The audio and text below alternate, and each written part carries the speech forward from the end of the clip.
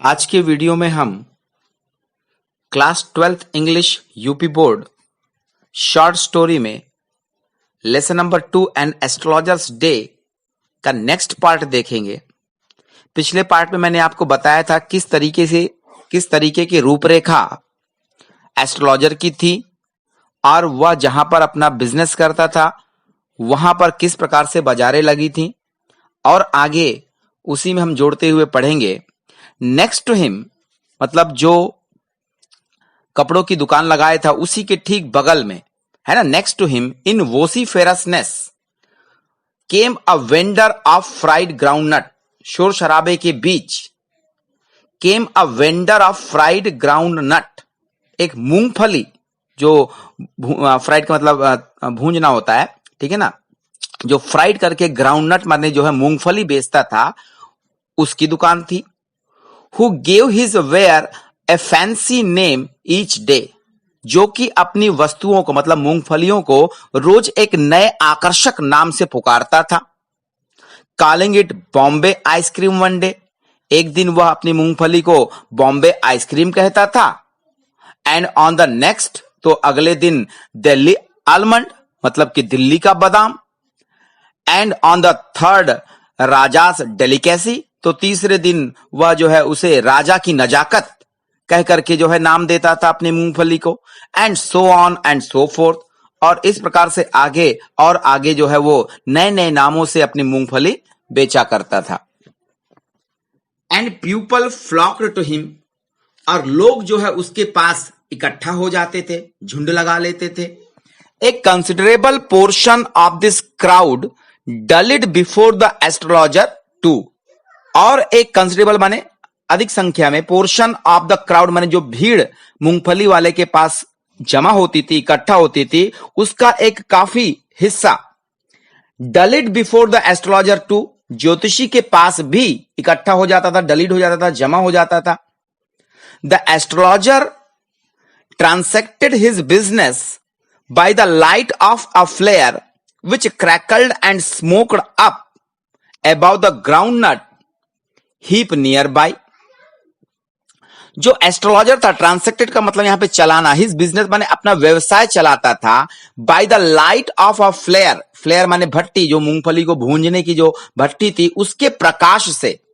विच माने जो क्रैकल जो कड़कड़ाता था, एंड स्मोक माने जिसमें धुआं उठता रहता। आप समझ रहे होंगे कि जब मूंगफली को भूंजा जाएगा तो उसमें टूटने फूटने की आवाज, एक क्रैकल्ड होगी आवाज, है ना, और स्मोक अप, उसमें धुआं भी निकलेगा। तो उस भट्टी के प्रकाश और धुएं और कड़कड़ाहट की आवाज के बीच जो है वह अपना बिजनेस जो है चलाता था। About the groundnut heap near by, जो कि उसके बगल से ही जो है ग्राउंडनट का हीप जो लगा हुआ था, ढेर जो लगा हुआ था, जिसमें कि जो है एक मटकी होती है जिसमें कि छेद कर दिया जाता है, उसमें आग डाल दी जाती है और उसी को जो है मूंगफली के ऊपर रख दिया जाता है, जिससे कि मूंगफली जो है धीरे धीरे गर्म होती रहती है और लकड़ियों से जो है धुआं धीरे धीरे निकलता रहता है और उन छिद्रों से जो है उसके प्रकाश भी निकलता रहता है। तो उस प्रकार के वातावरण में जो है वह एस्ट्रोलॉजर अपनी दुकान चलाता था। हाफ द एन्चांटमेंट, एन्चांटमेंट का मतलब होता है जादू, ऑफ द प्लेस माने उस स्थान का जो जादुईपन था, है ना, was due to the fact that, इस तथ्य के साथ था कि it did not have the benefit of municipal lighting, की वहां पर नगर पालिका की कोई भी बिजली व्यवस्था नहीं थी। वो जो स्थान था जहां एस्ट्रोलॉजर बैठा करता था वहां पर म्युनिसिपल पार्टी जो होती है, कॉर्पोरेशन जो होता है, उसका जो है कोई वहां पर जो है लाइटिंग व्यवस्था नहीं थी। The place was lit up by shop lights, और जो स्थान था, वो जो मार्ग था टाउन हॉल पार्क जाने की तरफ, वह पार्क की तरफ जाने वाला जो रास्ता था वो दुकानों के प्रकाश से प्रकाशित होता था।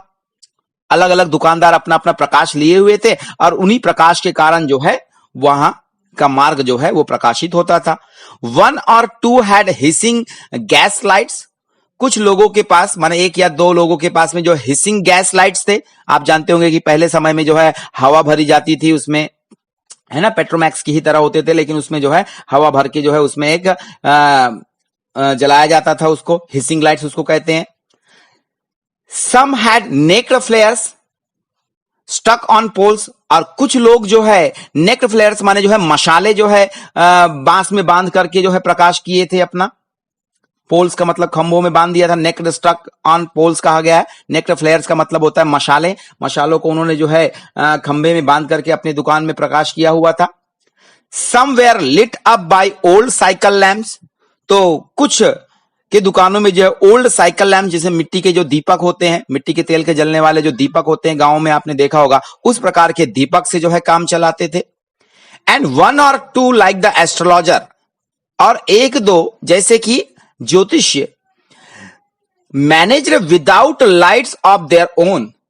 मतलब स्वयं के बिना लाइट के ही जो है वो अपनी दुकान की व्यवस्था किए हुए थे, मतलब बिना किसी प्रकाश के ही जो है वो अन्य के प्रकाश से जो थोड़ा बहुत प्रकाश प्राप्त होता था उसी से जो है वो अपने बिजनेस करते थे, जैसा कि एस्ट्रोलॉजर भी ऐसा ही करता था, उसके पास स्वयं का कोई प्रकाश व्यवस्था नहीं थी। It was a bewildering criss cross of light rays, वहां पे जो उसकी दुकान के सामने जो प्रकाश आता था वो बिल्डरिंग माने भ्रमित कर देने वाला है ना, क्रिस क्रॉस माने आड़ी तिरछी जो लाइट रेज थी, प्रकाश की जो किरणें थी वो आती थी, एंड मूविंग शैडोज, और उनके बीच से अगर कोई व्यक्ति गुजरता था तो उसकी परछाई भी जो है उसकी दुकान पर आ जाती थी। तो इस प्रकार का प्रकाश जो है ज्योतिषी के पास में आता था। Bewildering criss cross of light rays and moving shadows, है ना, बिविल्डरिंग माने भ्रमित कर देने वाली, है ना, क्रिस क्रॉस माने आड़ी तिरछी, मैंने आपको बताया। लाइट रेस माने जैसे कि अलग अलग दुकानों से जो है दूर दूर से प्रकाश आ रहा था तो उसकी रेस भर आती थी, किरणें आती थी वहां पर, उसमें भी अगर कोई व्यक्ति आ जाता था सामने तो उसकी परछाई आने लगती थी। तो इस प्रकार का भ्रमित कर देने वाला प्रकाश जो है एस्ट्रोलॉजर के पास आता था। This suited the astrologer very well,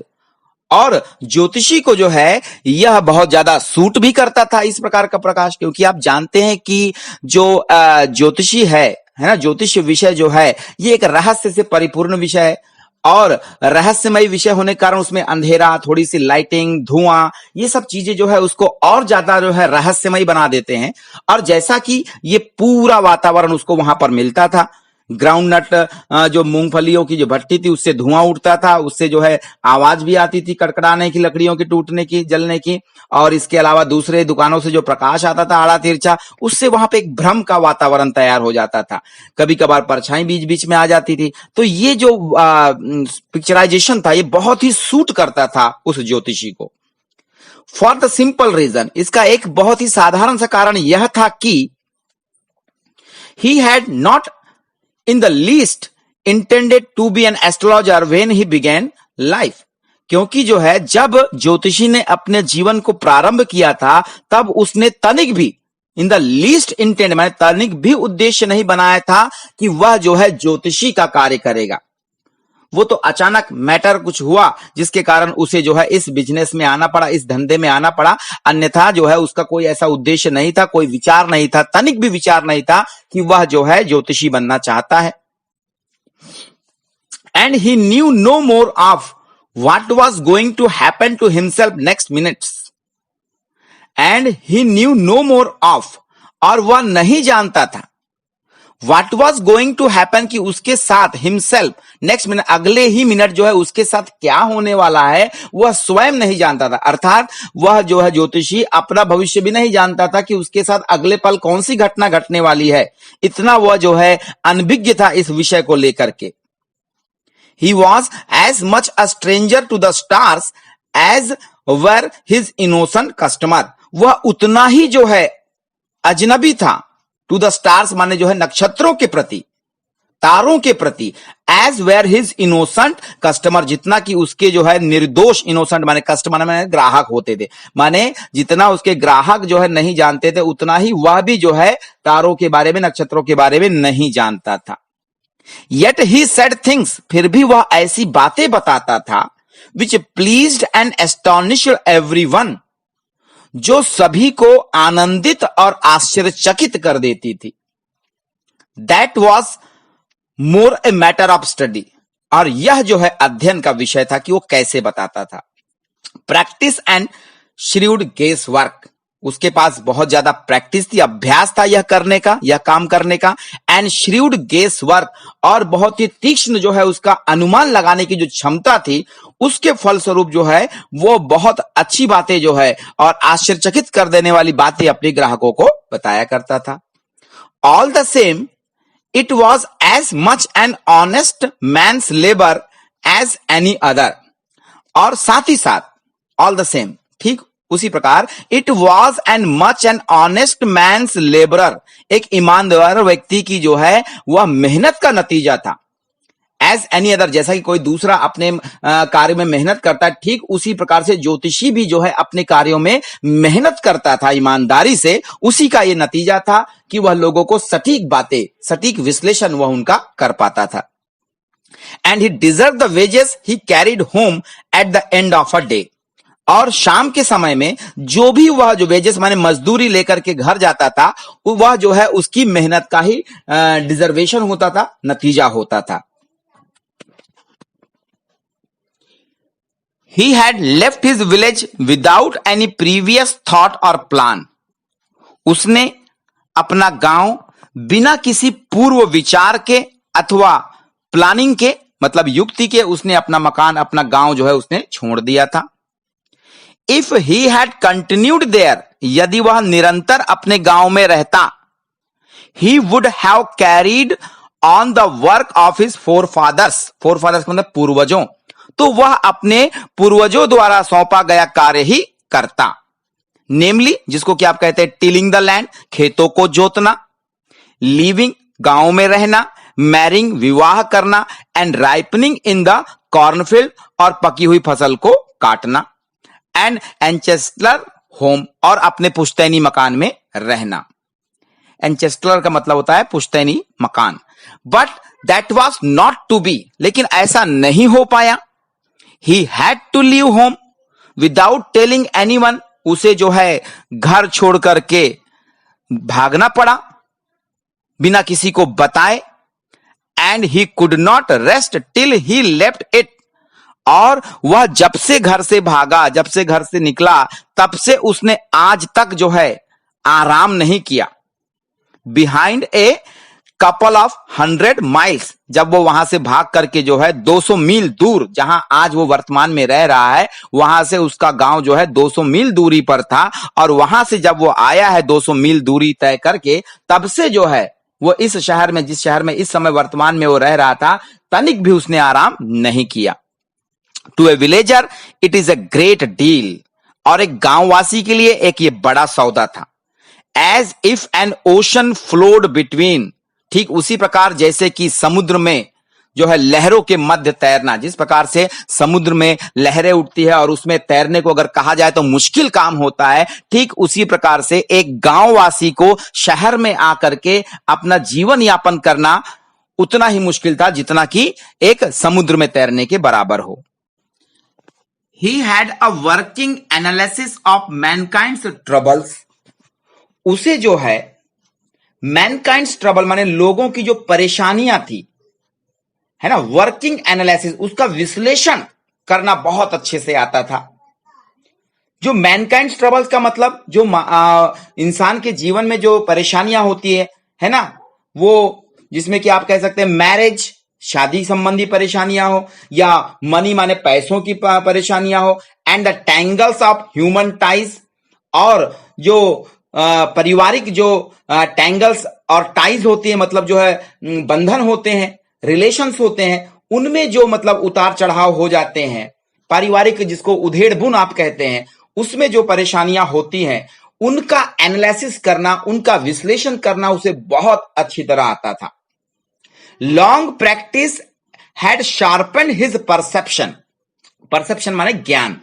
ठीक है ना, नॉलेज। लॉन्ग प्रैक्टिस माने लंबे अभ्यास ने, हैड शार्पन माने तेज कर दिया था, हिज परसेप्शन माने उसके ज्ञान को, उसके नॉलेज को बढ़ा दिया था। विद इन 5 मिनट्स, और 5 मिनट के भीतर ही अंडरस्टूड, वह समझ जाता था व्हाट वाज रॉन्ग, कि क्या गलत था, माने उस व्यक्ति के साथ जो उसका ग्राहक है उसके साथ क्या गलत है, वो 5 मिनट के भीतर ही जान जाता था। ही चार्ज्ड 3 पाइज पर क्वेश्चन, और प्रत्येक प्रश्न का उत्तर देने के लिए वह 3 पाई अपना पैसा लेता था, वो कमाई करता था, ठीक है। Never open his mouth till the other had spoken for at least 10 minutes, और तब तक अपना मुंह वो नहीं खोलता था जब तक कि उसका ग्राहक कम से कम 10 मिनट तक अपने बारे में बता न दे, है ना, लिखा हुआ है नेवर ओपन हिज माउथ, माने अपना मुंह नहीं खोलता था, टिल द अदर, जब तक कि दूसरा मतलब कि उसका ग्राहक had spoken for at least 10 minutes, जब तक कि उसका ग्राहक जो है 10 मिनट तक जो है अपने बारे में बता न दे, which provided him with enough stuff for a dozen answers and advices, which provided जो कि उसको प्रदान करते थे, है ना, विथ इनफ स्टफ पर्याप्त मात्रा में जो है उत्तर, फॉर ए डजन आंसर्स माने दर्जनों उत्तर और सलाहें, एडवाइसेस का मतलब होता है सलाहें, है ना, तो दर्जनों उत्तर और सलाह जो है उसी से, उन्हीं जो 10 मिनट बात करता था ग्राहक से और ग्राहक जो 10 मिनट बताता था उसी से जो है वो दर्जनों जवाब और जो है सलाह जो है उसके पास में इकट्ठा हो जाते थे, स्टफ हो जाते थे और उसी को बता करके उन्हें संतुष्ट कर देता था। When he told the person before him, जब वह व्यक्ति को अपने सामने बताता था, गेजिंग एट हिज पाम, मतलब गेज का मतलब घूरना होता है तिरछा करके, गेजिंग एट हिज पाम मतलब उसकी जो है हथेली को, पाम मतलब उसकी हथेली को जब तिरछा करके घूर करके जब वो देख करके बताता था, क्या बताता था, डबल इन्वर्टेड कॉमा में देखिए, इन मैनी वेज, कई मायनों में, कई तरीके से, you are not getting the fullest result for your efforts, तुम जो प्रयास कर रहे हो उसमें तुम्हें पूर्ण प्रतिफल की प्राप्ति नहीं होती है, ऐसा जवाब दिया करता था वो लोगों का हाथ देख करके, उनके हाथों को घूरते हुए उनको जवाब दिया करता था कि कई मायनों में जो है you are not getting the fullest result for your efforts, कि तुम अपने प्रयासों के लिए जो है परिपूर्ण उसका प्रतिफल जो है वो नहीं पाते हो, नहीं पा रहे हो। 9 out of 10 were disposed to agree with him, और इस प्रकार के जवाब से अगर 10 लोगों को बताया जाए तो 9 लोग तो स्वीकार कर लेंगे इस बात को कि हाँ सही बात कह रहे हैं कि मैं जितना मतलब जो है प्रयास करता हूं उतनी सफलता मुझे नहीं मिलती है। और ही क्वेश्चन, अथवा जो है वह उनका हाथ देखते हुए प्रश्न करता, is there any woman in your family, क्या तुम्हारे परिवार में कोई औरत है, may be even a distant relative, या हो सकता है कोई वो दूर की रिश्तेदार हो, who is not well dispose towards you, जिसके साथ तुम्हारा जो मतलब व्यवहार है वो ठीक तरीके का नहीं है, मतलब कि वह यह बताने की कोशिश करता कि कहीं ना कहीं किसी महिला के कारण जो है आप इस समय संकटग्रस्त हैं। और he gave an analysis of character, अथवा तीसरी बात वो क्या कहा करता था अपने ग्राहकों से, उसके चरित्र को लेकर के बात कहता था एंड विश्लेषण करता था, एनालिसिस ऑफ कैरेक्टर, वह उसके चरित्र का विश्लेषण कर देता था। Most of your troubles are due to your nature, हाथ को देखते हुए कहता था कि तुम्हारी जो परेशानियां हैं वो तुम्हारे अपने व्यवहार के कारण है। How can you be otherwise with Saturn where he is, how can be otherwise with Saturn where he is, अथवा वो ये बताया करता था कि आपका जो शनि है वो बिगड़ा हुआ है, आपकी राशि में जो है शनि आ गया है और वो बिगड़ी हुई अवस्था पे, जिसके कारण आपको ये संकट या आपको जो परेशानियां आ रही हैं, ऐसा वो कहा करता था। You have an impetuous nature and a rough exterior, या तो कहा करता था कि you have an impetuous nature, आप बहुत ही मतलब जो है रफ हो बाहर से देखने में, लेकिन अंदर से आप बहुत ही कोमल हो, आपका व्यवहार मतलब जो बाहर है वो ऐसा अंदर नहीं है, अर्थात तुम देखने में तो बहुत कठोर हो बाहर से, लेकिन अंदर तुम्हारा जो हृदय है बहुत ही कोमल है, ऐसा वो कहा करता था व्यक्ति के व्यवहार को लेकर के। This endeared him to their hearts immediately, और ऐसा सुन करके उसके ग्राहक तुरंत जो है प्रसन्न हो जाते थे। For even the mildest of us loves to think that he has a forbidding exterior, क्योंकि कि हम में से बहुत कम माने ना के बराबर ऐसे लोग होंगे जो ये मानने से इनकार कर देंगे कि ये वो बाहर से भी जो है मतलब कठोर है और अंदर से भी कठोर है, ऐसा मान लेंगे, है ना। अर्थात वह लोगों को बड़े ही चालाकी से बताया करता था, जवाब दिया करता था कि जो है